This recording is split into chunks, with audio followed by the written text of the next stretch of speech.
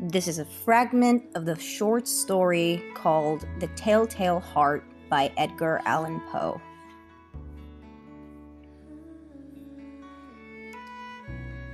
True. Nervous. Very, very dreadfully nervous I had been and am. But why will you say that I am mad?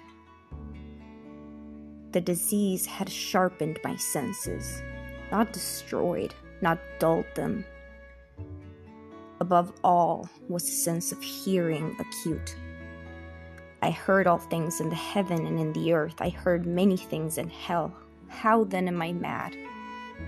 Hearken and observe how healthily, how calmly I can tell you the whole story.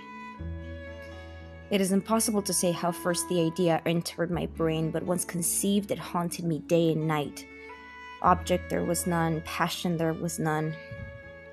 I loved the old man. He had never wronged me. He had never given me insult. For his gold I had no desire. I think it was his eye. Yes, it was this. One of his eyes resembled that of a vulture. A pale blue eye with a film over it. Whenever it fell upon me, my blood ran cold, and so by degrees, very gradually, I made up my mind to take the life of the old man. And thus, rid myself of the eye forever. Now this is the point. You fancy me mad. Madmen know nothing. But you should have seen me. You should have seen how wisely I proceeded, with what caution, with what foresight, with what dissimulation I went to work. I was never kinder to the old man than during the whole week before I killed him. And every night, about midnight, I turned the latch of his door and opened it.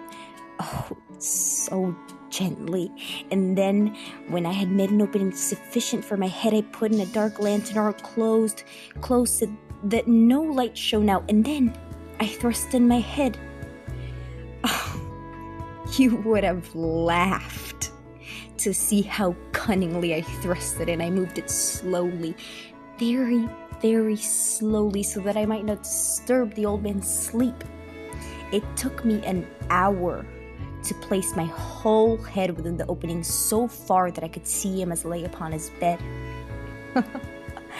Would a madman be so wise as this?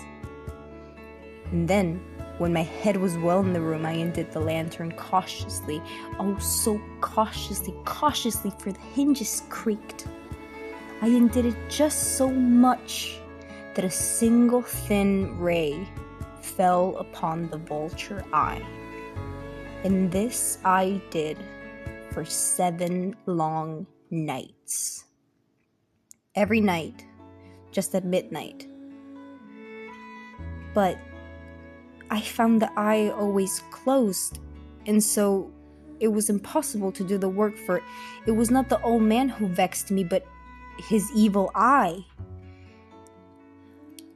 And so every morning when the day broke, I went boldly into the chamber and spoke courageously to him, calling him by name in a hearty tone and inquiring how he had passed the night. So you see, he would have been a very profound old man indeed to suspect that every night, just at 12, I looked in upon him while he slept.